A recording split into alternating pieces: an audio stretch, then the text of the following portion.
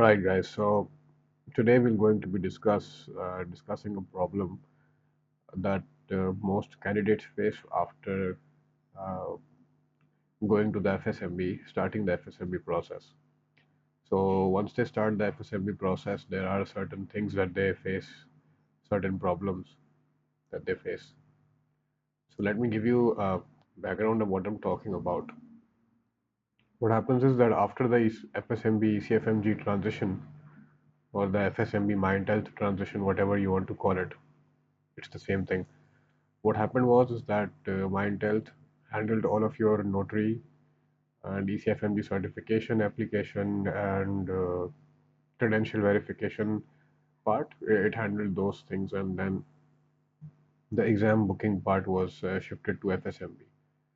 So the FSMB website just handled the part of booking exams for you. So if you want to sit for step one or two or three, you would have to use the FSMB portal for that.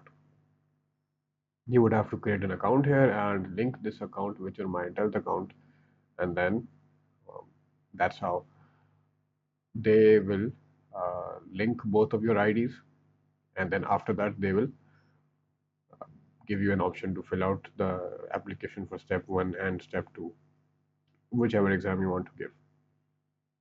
So that's what the scenario is.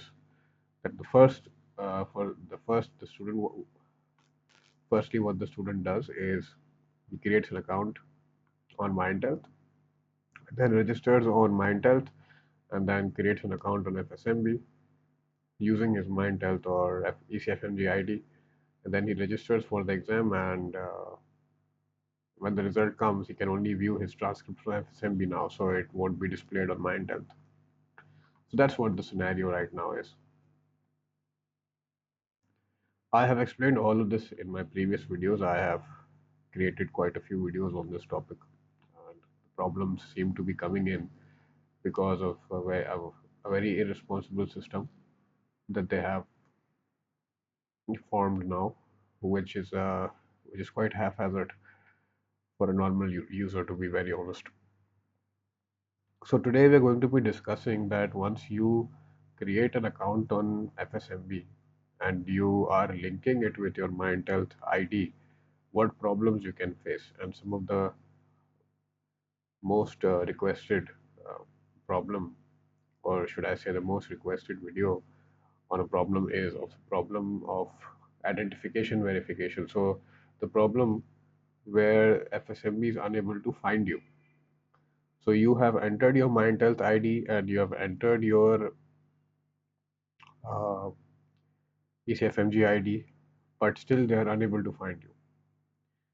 And this is quite common for students, right? So I am just going to explain how to solve this. First of all, how this problem might come, and then we're going to talk about how to solve this problem and how I have helped people to solve this problem. Nothing very special. It's just you have to know a few things and keep them in mind so that you don't panic during that time. And because once you start panicking, you sort of lose the sight of what you should be doing, and you start wasting time. So I think this video is going to be helpful for everyone who is looking for a answer to that problem.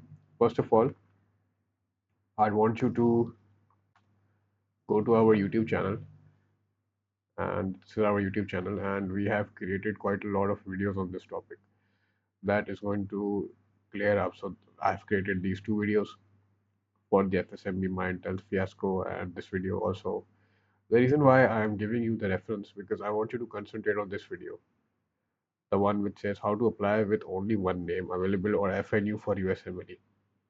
Now, the reason why I'm bringing this video to your attention is because most of the people that face this problem, most of them, there have been exceptions as well, but most of the people that face this problem are people with who have only one name in their account. So I'd suggest that you watch this video so that you follow the right method on how to apply using just one name, right? So you follow this video and then maybe sort of continue on with the process. But let's just say that you haven't followed this video, and you have a single name or you have a double name for that matter. It doesn't matter. I have seen it happening with students that have their full names as well. What you can do is, first of all, let's discuss the problems where it might occur. So what happens is that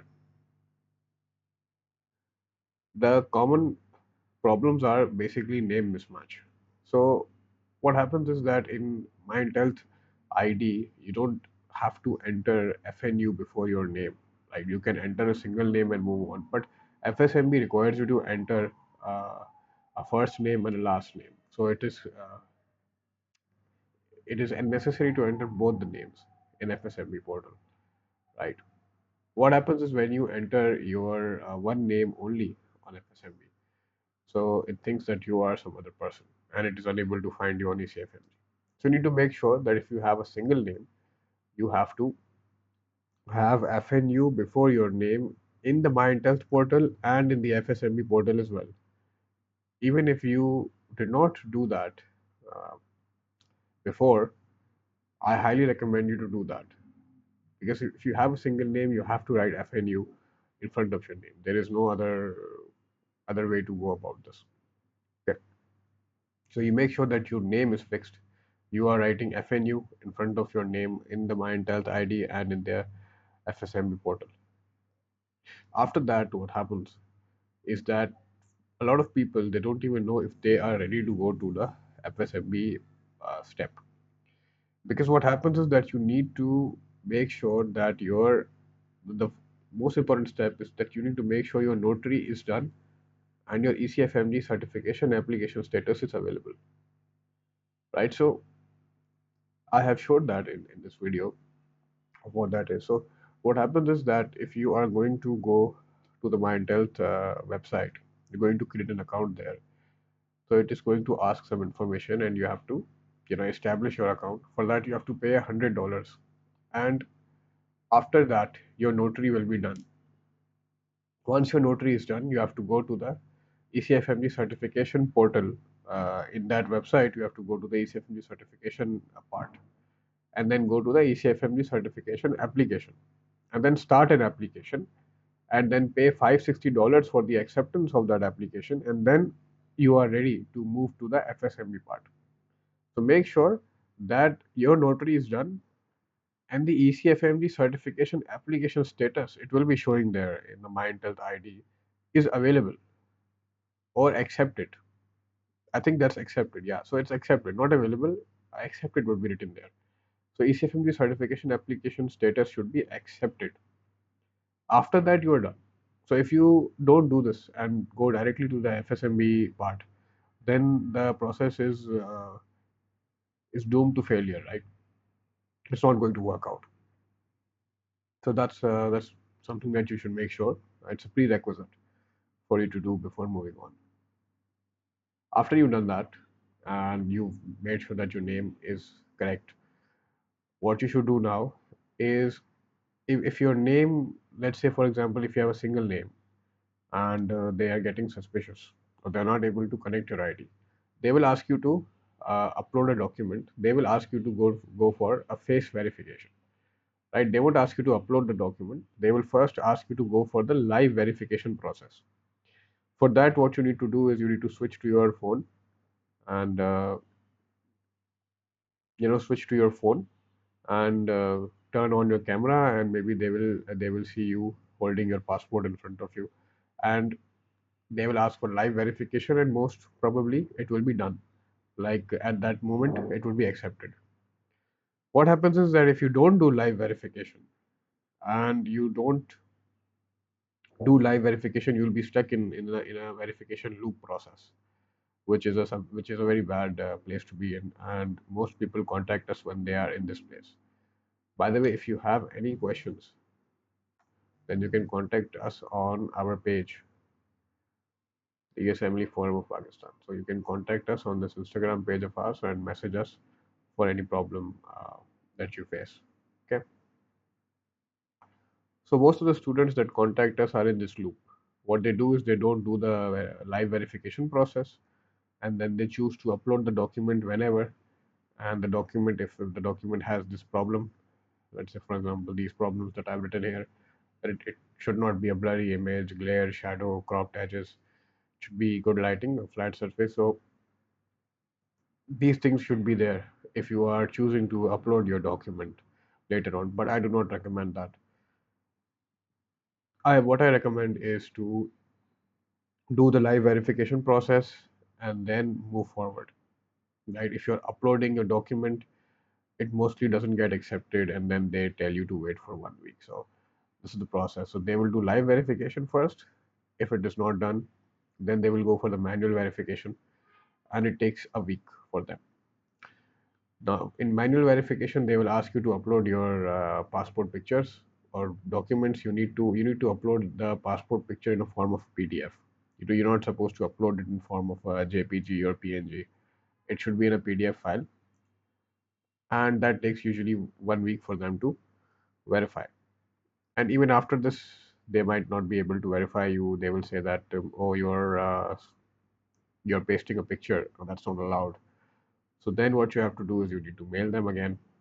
You need to mail them, and you have to wait till they give you a date to do either live verification again or send your documents through email to them. That's what happens. So you see, the most technical part of this is that the verification loop, it's a mess. So try not to go to this level and fix this problem uh, at the beginning. So that's what I've told you guys. I've given you all the ways where you can avoid going to this part. You just need to, first of all, you need to watch this video. If you have a single name, you need to watch this video to tell for you to understand what is the right way. First of all, to understand the whole process, you need to watch these three videos on the transition, so that you understand. I explain step by step. We also have a video on how to apply for USMLE Step 1 and 2 CK on FSMB. I have a video on that already. If you watch that video, I'm sure that's going to clear a lot of doubts for you. And then if you have a single name, you can watch this video as well. You have to watch this video if you have a single name. After that, if you watched both of these videos, I don't think that you are going to have any problem. But still, if you have, you can come here and you can understand the whole process, right? Be rest assured, this will solve, but it is going to waste your time if you get into this verification loop process. So try to avoid it as much as possible. Go for the live verification, enter FNU in front of your name, and avoid all the problems. Okay. If you have any other questions, you can contact us over here, and we will try to answer as many queries as we can. All right.